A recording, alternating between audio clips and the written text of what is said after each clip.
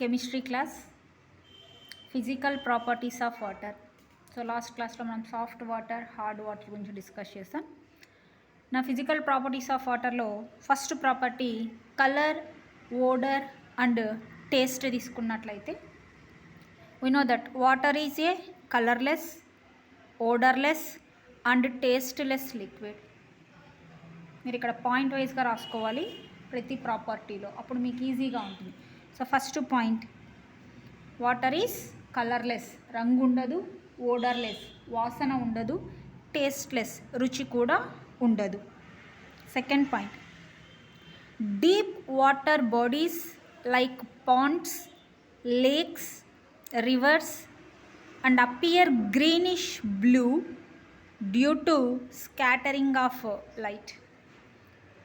Scattering, ఈ scattering అనే word ఫిజిక్స్లో వస్తుంది, అక్కడ డిస్కస్ చేసుకుందాం స్కాటరింగ్ ఎఫెక్ట్ అనేది.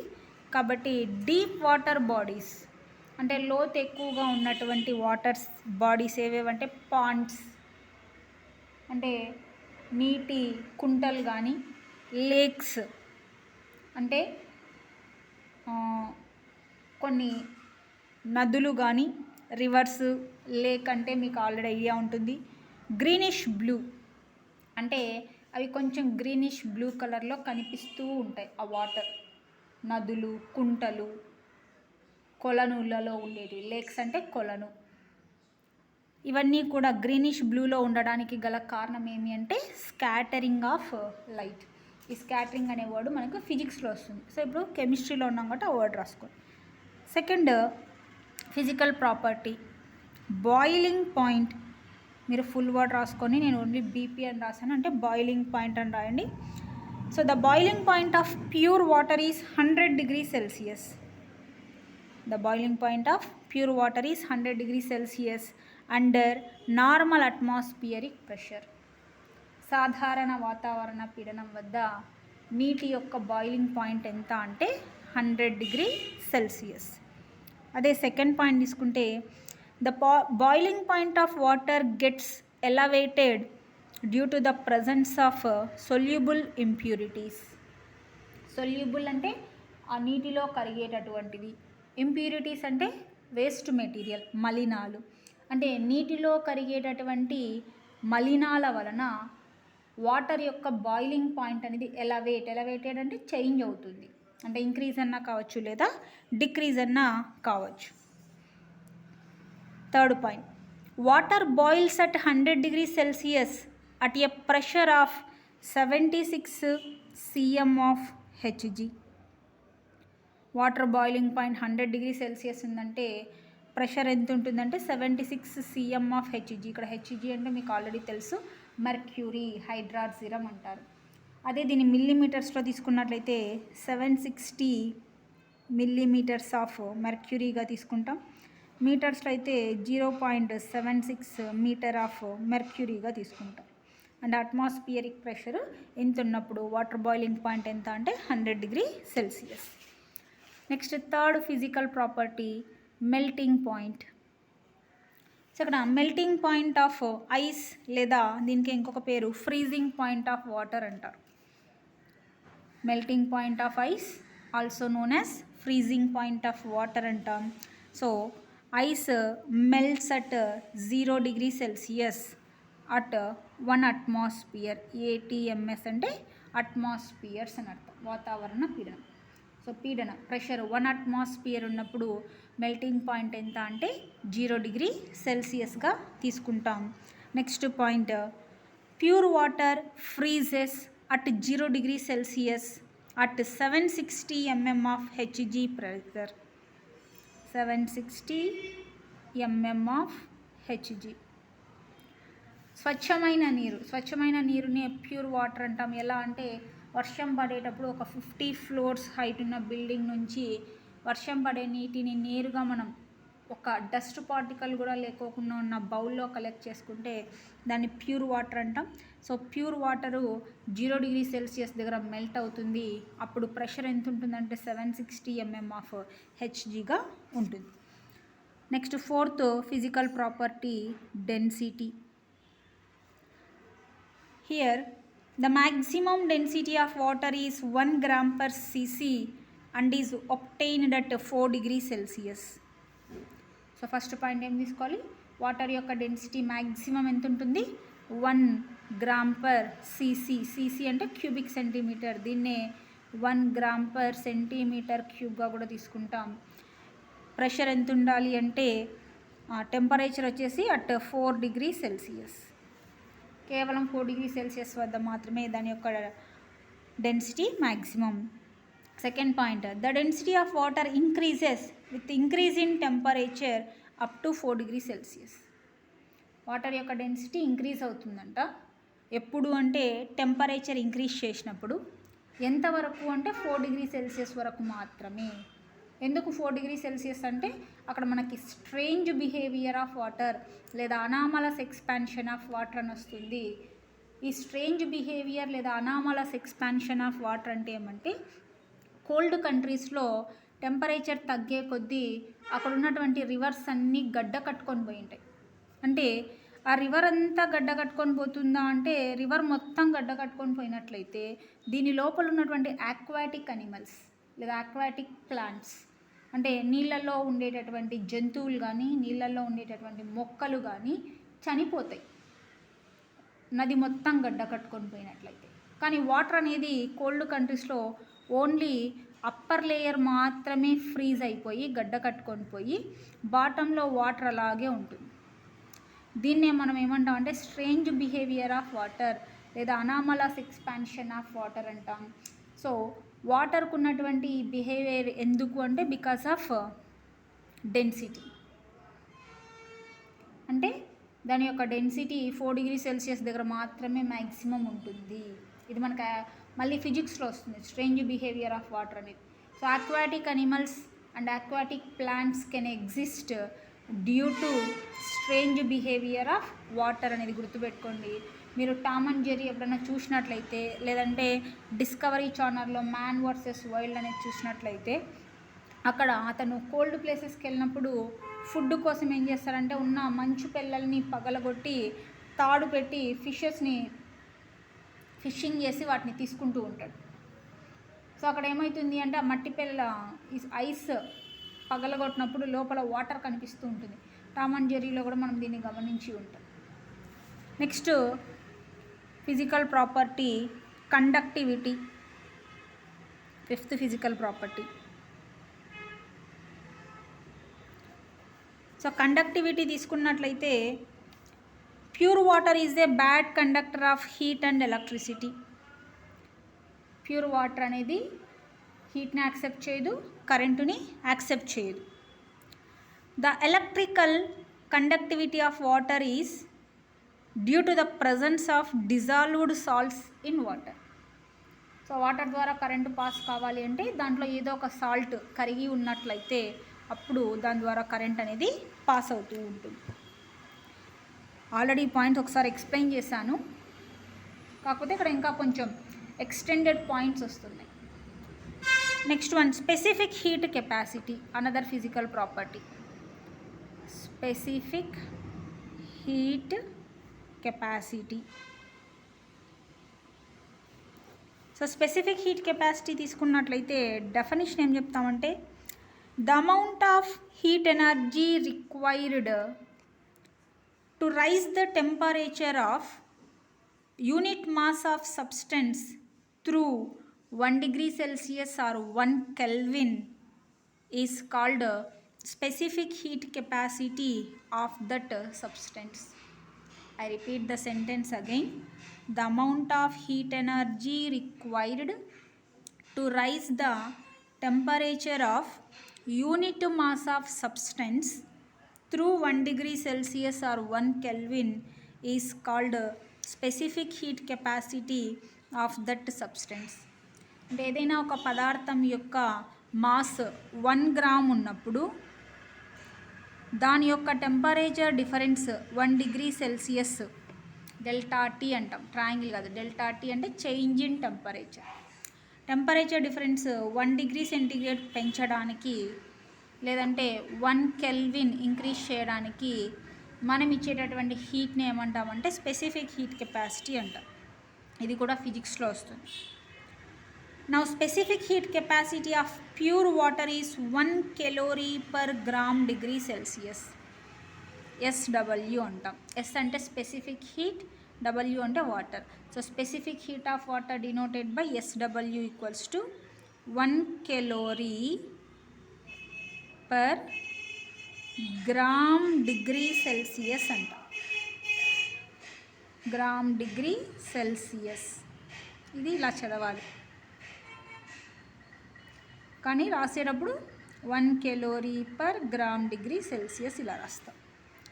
లేదంటే ఎస్ఐలో తీసుకున్నట్లయితే 1 joule per kg Kelvin,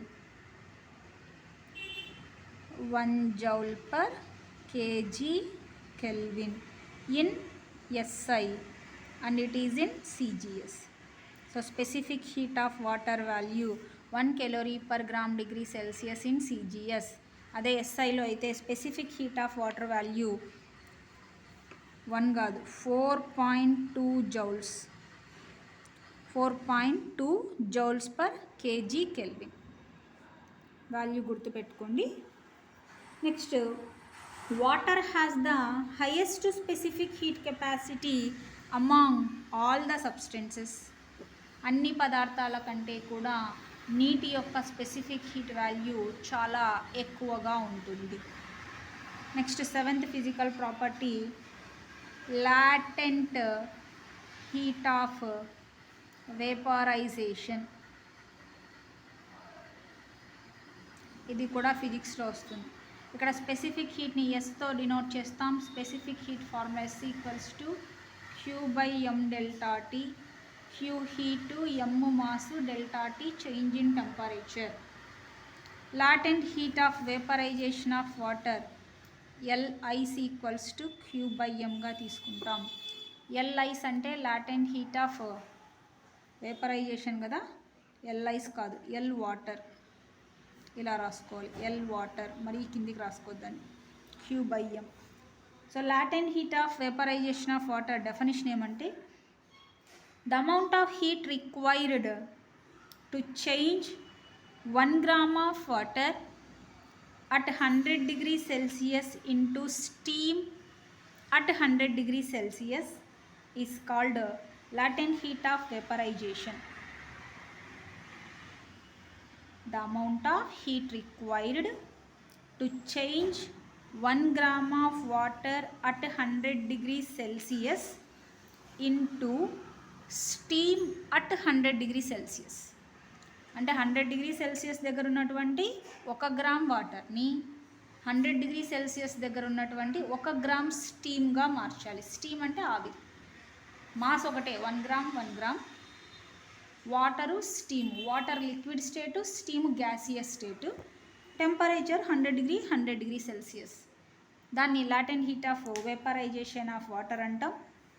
next, latent heat of vaporisation of water value L water, full word రాసుకోవాలి. Latent heat of vaporisation of water value వచ్చేసి 540 calorie per gram in CGS. CGSలో అయితే 540 calorie per gram అవుతుంది, లేదా దాని వాల్యూ 2260 joule per kg in SI. SIలో అయితే 2260 joule per కేజీగా తీసుకుంటాం. CGS అయితే 540 calorie per గ్రామ్గా తీసుకుంటాం. Next point, that's why steam causes far more serious burns than water at 100 degrees Celsius. అందుకే చూడండి, ప్రెషర్ కుక్కర్లో విజిల్స్ వచ్చిన వెంటనే మూత మనం ఓపెన్ చేయం, చల్లగా అయిన తర్వాత చేస్తాం. లేదా ఎమర్జెన్సీ అనుకోండి, ఆ పైన ఉన్నటువంటి విజిల్ని ఏదైనా ఒక గరిటె సహాయంతో లోపల ఉన్న ప్రెషర్ అంతా పోయేటట్లు చేసిన తర్వాత విజిల్ తీసి మూత తీస్తాం. ఎందుకంటే అదంతా స్టీమ్. నీటి కంటే స్టీమ్కి ఎక్కువ హర్ట్ చేస్తుంది స్కిన్ని, అంటే ఎక్కువ గాయమయ్యే ఛాన్స్ 100 degrees Celsius దగ్గర ఉన్న వాటర్ కంటే 100 degrees Celsius దగ్గర ఉన్న స్టీమ్ వల్ల ఎక్కువ డ్యామేజ్ జరుగుతుంది. ఎందుకు అంటే ఇది reason value. Next physical property వచ్చేసి లాటెంట్ హీట్ ఆఫ్ సాలిడిఫికేషన్.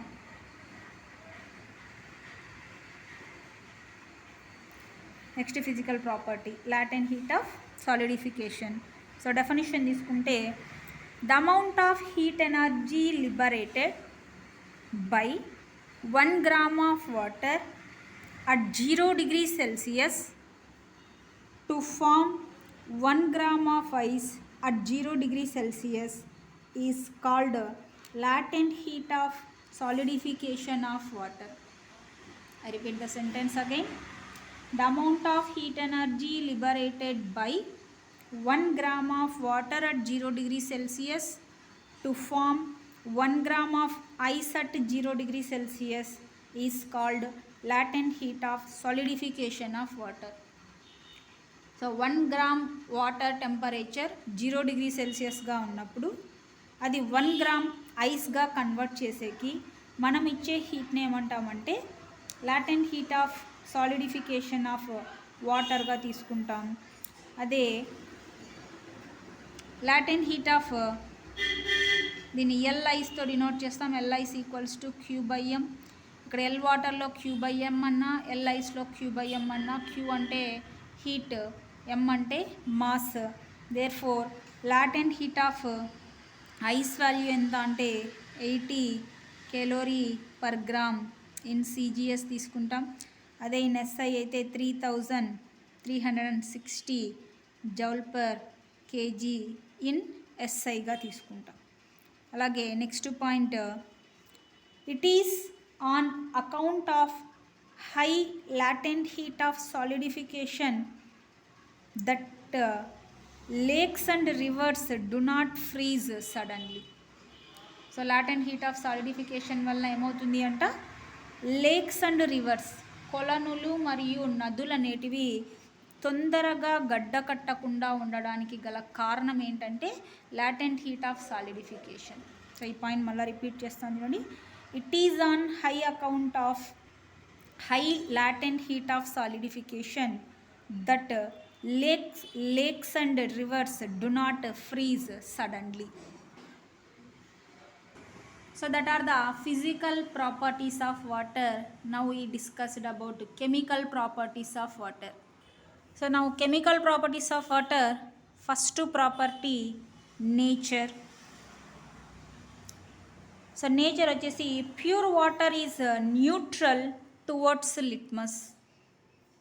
మనకు ఆల్రెడీ తెలుసు blue litmus paper, red litmus paper ఉంటాయని తెలుసు. సో లిట్మస్ పేపర్స్ ప్రకారము ప్యూర్ వాటర్ అనేది ఎటువంటి కలరు చేంజ్ కాదు, అంటే న్యూట్రల్గా ఉంటుంది. అది మీరు కెమిస్ట్రీ ల్యాబొరేటరీలో ఎక్స్పెరిమెంట్ చేయించినప్పుడు మీకు ఐడియా వస్తుంది. Second property stability.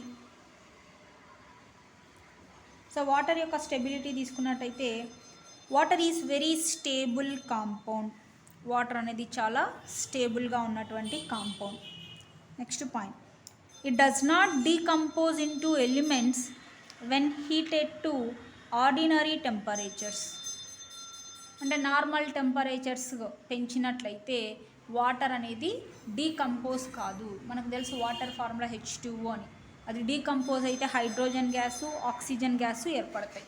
కానీ సాధారణ టెంపరేచర్స్ వద్ద మాత్రం వాటర్ అనేది డీకంపోజ్ కాదు. Third point, however if it is heated to 2000 degrees Celsius and 0.6% of it decomposes to form hydrogen and oxygen. So water టెంపరేచర్ను 2000 డిగ్రీ సెంటీగ్రేడ్ వరకు పెంచినట్లయితే దాంట్లో వాటర్లో 0.6% మాత్రము హైడ్రోజన్ గ్యాస్ గాను మరియు ఆక్సిజన్ గ్యాస్ గాను స్ప్లిట్ అవుతుందంట. సో ఈక్వేషన్ తీసుకుంటే 2H2O gives rise to 2000 degrees Celsius. Therefore 2H2 gas plus O2 gas released. It is in liquid state. Hydrogen and oxygens are in gaseous state. So మామూలు temperatures వద్ద, అంటే మనం ఇళ్ళలో రోజు boiled food తింటాం, water ఉడికేది చూసింటారు. కేవలం ఆ టెంపరేచర్ 2000 డిగ్రీ సెల్సియస్ కాదు, జస్ట్ 100 క్రాస్ అయి ఉంటుంది అంతే. మహా అంటే 200 డిగ్రీ సెల్సియస్ లోపు ఉంటుంది. ఆ టెంపరేచర్ వద్ద అది ఆక్సిజన్ హైడ్రోజన్ గ్యాస్గా విడిపోదు. కానీ ల్యాబొరేటరీలో వాటర్ని మనం 2000 డిగ్రీ సెంటీగ్రేడ్ వరకు హీట్ చేసినట్లయితే అది వచ్చేసి హైడ్రోజన్ గ్యాస్ మరియు ఆక్సిజన్ గ్యాస్గా స్ప్లిట్ అవుతుంది. సో అక్కడి వరకు నోట్ చేసుకోండి. ఇంకా కెమికల్ రియాక్షన్స్ ఆఫ్ వాటర్ ఉన్నాయి చాలా, నోట్ చేసుకొని ప్రిపేర్ కండి.